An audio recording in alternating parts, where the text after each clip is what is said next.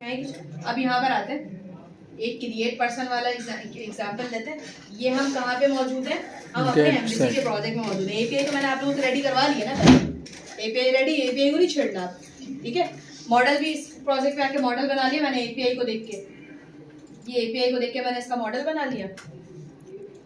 यहाँ पर आए और यहाँ पे आने के बाद मैंने कहा क्रिएट पर्सन, क्योंकि मुझे फैच कर यहाँ से वैल्यू डालनी है, वो एपीआई को जाएगी। सही। इसका एक फॉर्म बनाया राइट क्लिक करके, फॉर्म तो बनेगा ना, वरना डाटा को कैसे लेगा? आई फॉर्म कलेक्शन, ये देखिए। इसमें भी एक चीज जरा वो स्वैगर जीओ एक ही होता है। नहीं, स्वैगर एक जीयूआई है एपीआई के लिए, और एज़्योर एक डोमेन है जिसपे आप होस्ट करवाते हैं। एज़्योर अभी तक हमने देखा नहीं है, एज़्योर अभी तक देखा नहीं है, मैं दिखाऊंगी वीडियो में, दिखाऊंगी नेक्स्ट क्लास में इंशाल्लाह, ठीक है। यहाँ पे राइट क्लिक किया, ये मेथड बनाया क्रिएट पर्सन का, यहाँ राइट क्लिक किया, ऐड व्यू पे गए और एक एम्प्टी व्यू बना लें या कोई सा भी व्यू बना लें जिससे आप फॉर्म से डाटा डाल लें, और बाकी तो इससे कोई कंसर्न नहीं है, आपको पता ही है। जैसे ही मैंने इसको ओके किया, यहाँ पे मेरे पास एक व्यू बना हुआ आ गया, तो इस व्यू में मैंने फॉर्म अपनी मर्जी से बना दिया। मैंने बताया मेरा मॉडल का नाम पर्सन है, और एक W3 से स्कूल से फॉर्म उठाया और यहाँ पेस्ट कर दिया। इस फॉर्म में मैंने ASP action, create person, method post, अब तो रट जानी चाहिए यार एमबीसी। इसमें नेम, पी नेम दिया, प्राइस दिया, मेरी दो ही चीजें थी ना मॉडल में, पी नेम और प्राइस, तो मैंने पी नेम और प्राइस कर दी इस फॉर्म में। ये फॉर्म तक समझ आ गया? सही। अगर राइट क्लिक करके वहां मॉडल सेलेक्ट करके क्रिएट भी करोगे तो भी यही होगा, आता है ना इतना तो। अब वापस आए, मैंने कहा एक पोस्ट का मेथड बनाओ, याद है ना गेट के पास पोस्ट का मेथड बनता है। पर्सन मॉडल है, मैंने कहा वेब क्लाइंट यूज करो, क्यों? क्योंकि डाटा फॉर्म से तो आ जाएगा आपके पास, आई फॉर्म कलेक्शन से, लेकिन डाटा कहीं भेजना भी तो है ना, डाटा भेजना है ना कहीं। ये पूछ रहा कहाँ भेजना है? जब हम डाटा फैच कर रहे थे क्लास अब तक, तो हमने डीसीरियलाइज कराया। अब यहाँ पे सीरियलाइज करेंगे। क्या सीरियलाइज करेंगे? जो मॉडल पूरा डाटा फॉर्म से लेकर आ रहा है, याद है फॉर्म से लेकर आता था, फॉर्म से लेकर आया, इसको इसमें डाल दिया, ये पैकिंग करके दे दिया इसने जेसन में, सही है। जो फॉर्म से डाटा आया इसने क्या किया, जेसन फॉर्मेट में उसको कन्वर्ट करके पैकिंग करके दे दिया। आप भेज दो यूआरएल को। वेब क्लाइंट हेडर पूछ रहा है किस फॉर्मेट में डाटा भेजना है, क्या बताया मैंने इसको? जेसन में, सही है। नीचे आते रिस्पांस, मैंने कहा वेब क्लाइंट अपलोड कर दो मेरी स्ट्रिंग को। कहाँ अपलोड करो? जो मेरे इसका यूआरएल है एपीआई का। क्या बना रहे हैं हम? तो नहीं, ये तो फैच करा रहे हैं, एपीआई तो बनवा चुकी मैं। ये पोस्ट का मेथड है, और डाटा कौन लेके जा रहा है? जो पैकिंग डब्बा किया है आपने अभी, सही। जेसन के उसमें ही जाता है ना, जेसन के उसमें जाता है। हो गया इंसर्ट, क्रिएट हो गया, वहां जाके चेक करेंगे, क्रिएट हो जाएगा। अब बारी आती है डिलीट। डिलीट बहुत आसान है, पहले डिलीट समझ लेते हैं। मैंने कहा एक आईडी है। अच्छा, ये डेटा भेजना जो हम फॉर्म वाले, तो हमारी ये तो आपने करवाया है ना? हाँ, लेकिन इसको दोबारा समझा रहे हैं। हाँ, सही है, सही है, सही है। यहाँ आते डिलीट के लिए एक आईडी बनवाई थी नीचे शो पे, ठीक है। इस डिलीट से जैसे ही क्लिक करेंगे तो आईडी जाएगी, इस पे क्लिक करेंगे तो आईडी जाएगी मेरे पास।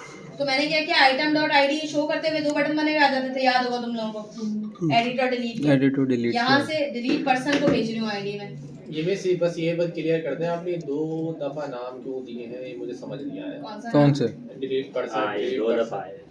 एक मिनट, एक इसका नाम है लिखा हुआ जो आएगा वो है, और एक जिस सेक्शन पे भेजना है उसका नाम है। एक टेक्स्ट है, एक टेक्स्ट है। अच्छा, एक वैल्यू, एक तरीके से, और एक बटन की वैल्यू और एक मेथड है। मेरे मेथड का नाम क्या है? Delete person. मैं इधर आ गई होम कंट्रोलर में, ये डिलीट पर्सन पे आ गई, आईडी लेकर आ रही है वो वहां से। ये देखें, अगर मैं दोबारा दिखाऊं, ये देखें, ये आईडी लेकर आ रहा है, आइटम डॉट आईडी न्यू से ये आईडी लेकर आता है। हां, सही। आईडी के थ्रू ही डिलीट होगा ना। हां, ये मुझसे पूछ रहा है किस टाइप का डाटा है, मैंने कहा अच्छा, ये हर जगह बताना पड़ेगा। हां, और दूसरा पूछता है एक्सेप्ट किस टाइप का डाटा करोगे, मैंने जेसन। जेसन, सही है। दुनिया के सारे बच्चों को। उसके बाद अब अपलोड डाटा पे आते हैं। अपलोड डाटा पे क्यों आ रहे हैं? क्योंकि हम डिलीट कर रहे हैं। तो अपलोड से इसका क्या ताल्लुक? हम लोग यहाँ से भी डिलीट हो जाएगा और वहाँ से डेटाबेस से भी पूरा मुझे दोनों डाटा डिलीट करना है ना। अपलोड से क्या? अपलोड तो स्ट्रिंग वो रही है ना हमारी, यूआरएल आ गई, यूआरएल से फिर उसके बाद डिलीट कर देते हैं। क्लाइंट डॉट अपलोड डाटा, जो मैं इसको भेज रही हूँ, कौन सा डाटा भेज रही हूँ? आईडी भेज रही हूँ। आईडी के साथ जो डाटा आ इसको क्या बताया मुझे, क्या करवाना है? डिलीट न्यू बाइट 0 बाइट में जाइए, 0 1 एपीआई से उड़ा देगा। हाँ ये सब पूरी है, वहाँ से उड़ाएगा ना। पूरा उड़ा देगा। एपीआई से भी उड़ाएगा। हाँ अगर हम किसी की भी एपीआई वहाँ से उठाए, किसी वहाँ से यहाँ से डिलीट करेंगे तो हाँ, तो हम अथॉरिटी देंगे ना डिलीट की, तभी हम डिलीट की अथॉरिटी देते नहीं है। डिलीट कराया एपीआई में चली है तो यहाँ से भी डिलीट कर सकते हैं, अपडेट कर सकते हैं। हाँ ना, यहाँ से ही तो बोलना, यही तो करवा रही है करवा रही है। आप नहीं समझ कह रही थी ना, एपीआई में जाके करना जरूरी है।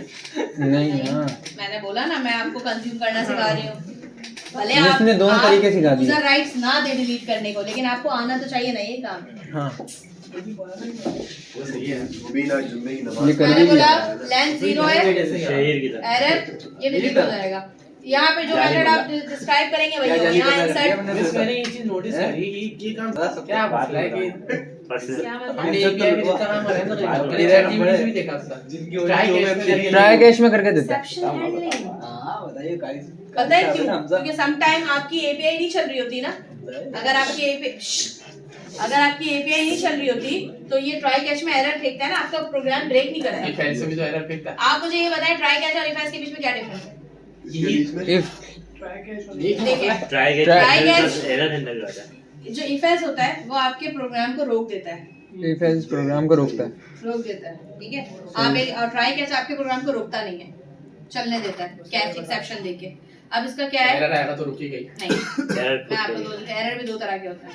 एक एग्जांपल लेती हूँ। बैंक में आपने एक सॉल्यूशन बना के दिया, प्रोडक्ट बना के दिया, उसमें आपने पहले डाला कि इंटीजर जो इंटीजर है, अगर वैल्यू है वो इंटीजर ही जाएगी, इसके अलावा नहीं जाएगी। अब वैल्यू इंटीजर गई, उसने क्या किया, इंटीजर देखा, इंटीजर देख के उसने गलती से स्ट्रिंग डाल दिया। क्या होगा? कोड ब्रेक हो जाएगा, ठीक है। कोड ब्रेक हुआ, प्रोजेक्ट खत्म रन टाइम के लिए, ठीक है। उसके बाद अगर मैं वही काम ट्राई कैच के अंदर कर दूं तो कोड ब्रेक नहीं होता, स्टॉप नहीं करता, एक कैच उसको रख के प्रोग्राम जो चल रहा होता है उसको चलने ही देता है कि ट्राई कैच का फायदा है। एरर नहीं होता ना बेटा, एक्सेप्शन में दे दिया ना मैंने। तो जब वो कैच कर लिया उसने इस एरर को, तो आपका प्रोग्राम ब्रेक नहीं करेगा। ये ब्रेक नहीं करेगा तो हमें पता कैसे चलेगा एरर आ रहा है? एक्सेप्शन प्रिंट करता है। ये देखिए एक्सेप्शन प्रिंट कराया है, रिटर्न कराया है एक्सेप्शन के अंदर। ये देखिए बस ये ट्राई कैच ट्राई लगाया, कर्ली ब्रैकेट लगा, ये सब करके बाद ऐसे ट्राई कैच को एक्सेप्शन हैंडलिंग इसीलिए कहते हैं। बस। एक्सेप्शन का मतलब रुक जाना, किसी जगह पे मोहतात हो जाना कि हाँ भाई ये चीज एरर फेंक रहा है। तो भी आपके कोड को ब्रेक नहीं करता ये तो एक्सेप्शन। हर जगह यूज करे मतलब। हर जगह यूज करना चाहिए। जो कोड नहीं चल रहा, आपको समझ नहीं आ रहा, कोड बिना वजह में जो है ब्रेक हो रहा है, आप उसको ट्राई कैच में डाल दें, तो एक्सेप्शन बता देता है किस टाइप की एक्सेप्शन फेंक रहा है ये डीडी की तरह नहीं है, डीडी की तरह। डीडी भी तो ये बता देता है कि आपका ये डेटा आ रहा है। डीडी करके हम चेक करते हैं कि हमारा डेटा ये आ रहा है। करा आपने कभी? क्या होगा? लेकिन तुम डी बोल रहे हो, ये डी समझ में नहीं आ रहा है, इसका कोई एब्रिविएशन होगी। डीडी क्या है? डीडी से हमें पता चल जाता है ये चीज इंसर्ट हो रही है, ये दादा के चीज़ दास। अच्छा, अब यहाँ पे देखो एडिट पर्सन में, एडिट पर्सन में वेब क्लाइंट आया। अब एडिट करने, एडिट में भी वैसे आईडी चाहिए। आईडी आने के बाद सबसे पहले हमने डाटा क्या किया? डाउनलोड स्ट्रिंग किया। डाउनलोड स्ट्रिंग यानी कि वहां से पहले डाटा मंगवाया इस आईडी का। एडिट का पेज बनाने के बाद डीसीरियलाइज करके डाटा मंगवा लिया। अब उसके बाद क्या करना है? जो नया डाटा है उसको सेम इंसर्ट वाला काम उठाना है, और बस वो यहाँ छाप क्या देना। करना है? पुट करना है। बस ये अपडेट में ये अपडेट, किसी आईडी से पहले स्लैश क्यों लगाओ? ये स्लैश यूआरएल के लिए, यूआरएल के लिए ना। यूआरएल से स्लैश आ रहा है ना। ऊपर कहाँ लगा हुआ है बेटा? कहाँ लगा है? ये भी ना, ये स्लैश यूआरएल की जगह जाएगा ना, यानी कि यूआरएल में स्लैश करके जो आईडी आती है उस पर्टिकुलर आईडी का काम करना होता है ना। ठीक है, अभी मैं इसको पूरा कंप्लीट चला के दिखाती हूँ ना। अभी पहले वो तो दिखा दे कोड अबे होगा नीचे। एडिट का ये वाला पेज, ये तो मैंने उससे क्रिएट करवाया ना पहले। नहीं नहीं ये नहीं है, इससे कंट्रोलर का कोड। कंट्रोलर का कोड तो दिखा दीजिए अभी, ये देखें चलाने तो बोलने दो पहले। अच्छा ये एडिट का कोड है। ये सबसे पहले डाटा फैच करके ले आएगा इस आईडी का, पता है ना? एडिट में क्रिएट पहले एडिट एक ही कोड है। एडिट के कोड में सबसे पहले उस पर्टिकुलर आईडी का डाटा फैच करके लेके आना है। गेट और पोस्ट का मसला है ना। डाउनलोड कर लिया उस आईडी का डाटा। जब आपने उस आईडी का डाटा डाउनलोड कर लिया तो ये क्या करेगा? उसको एडिट करके पोस्ट में लेकर आके फिर पहले उस उसको पर्टिकुलर डाटा को शो तो कराएंगे ना। इस आईडी का डाटा, कौन सा डाटा एडिट करना है पहले ये तो देखें आप। वैसे ये गेट हुआ, नीचे है, ये फिर पोस्ट हो गया। हुआ। पोस्ट का मतलब हमने वहाँ पर अपडेट करवा दिया, सिर्फ यहाँ पर आके पुट लिखना है बस। अपडेट कराने के बोले लिए। नहीं है नहीं, इंसर्ट में ट्रेलर में नहीं देखा था। इंसर्ट पोस्ट स्वैगर में नहीं देखा था। ये देखो ना, इसमें पुट नहीं है, पोस्ट होता है ना। ये देखो पोस्ट होता है, एडिट में पुट होता है। ये इस एड में पोस्ट भी तो हो सकता है। नहीं ना, पर्टिकुलर आईडी में नहीं लेके जाएगा फिर, रिप्ले ओवरराइट कर देता है डाटा पोस्ट करेंगे तो। सही है। समझ लियो।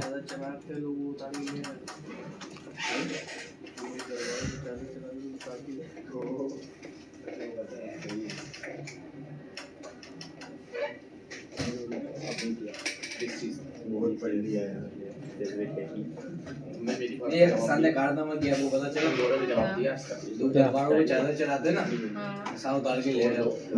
बेटा पछताओगे दोनों, बाद में मुझे आगे बोलोगे यार। नहीं नहीं, ये पहन के आया स्वैगर चला रहा है। चलो